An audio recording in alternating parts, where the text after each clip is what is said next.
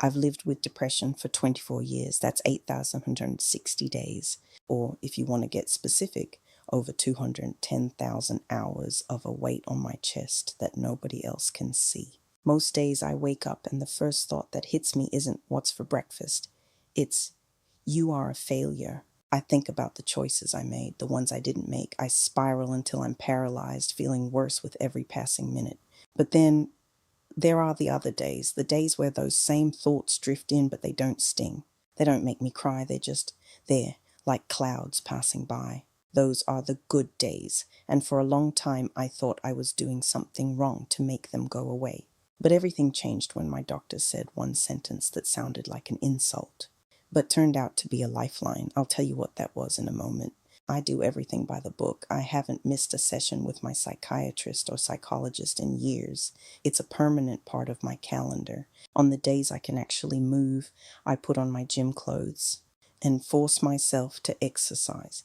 It's not about fitness, it's about survival. One afternoon, I sat in my doctor's office, eyes red, telling him I couldn't understand why I wasn't fixed yet. He looked at me and said, "Depression is not your fault, but treatment is your responsibility." It hit me like a physical blow. At first it felt like he was blaming me, but then I realized the truth.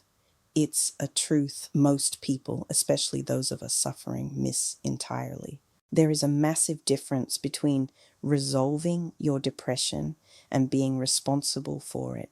If you choose the wrong one, you might end up where I almost did, wanting to end everything. Even on the days when I can't even stand up to take a shower, I have one non-negotiable rule. It's the only thing that keeps the black clouds from becoming permanent. On the worst days, functionality is a joke. I can't work, I can't eat, I can't even look at my partner. On those days, I have one single goal. I must take my medication. If it's a therapy day, I must open the laptop for the session. That's it. That is the win. I've learned that if I can just maintain those two pillars of responsibility, eventually the sky starts to change. The black clouds, the lightning, the heavy rain, it all starts to thin out. It never turns into a perfectly sunny day. The sky of a person with depression isn't sunny, but on the good days it's clear. It's beautiful in its own muted way, clear enough to smile, clear enough to go for a walk. But society has taught us a lie about how we're supposed to handle this. They teach us how to be functional, but they never taught us the most important skill for survival.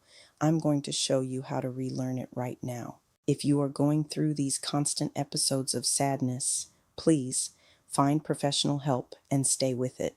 Even if you aren't clinically there yet, you need to take responsibility for your mental condition. Responsibility isn't a grand gesture. It's one action.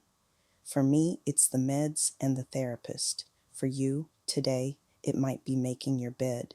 It might be making a cup of tea, or calling a friend, or ordering your favorite food just to feel the taste of something good. The goal is to find one tiny piece of order in the chaos, one win. There is a silent killer that makes depression 10x worse. It's not the sadness itself, it's what we do to the sadness. And if you're doing this, you need to stop immediately. The killer is repression. Society wants us to be functional. We're told to push through, but nobody taught us how to suffer. Life is made of moments of sadness, deep, gut-wrenching sadness, and knowing how to sit with that, how to let it exist without feeling guilty for it, is more important than any productivity hack. When you feel guilty for being depressed, you're just pouring gasoline on the fire. If you have nobody to talk to me right here in the comments. I've been in the dark for 24 years, and I promise you I will respond.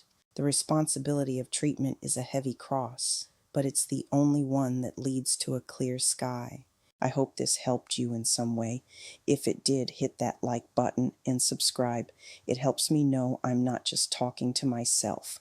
Thank you for existing, and thank you for staying with me until the end. I'll see you in the next video.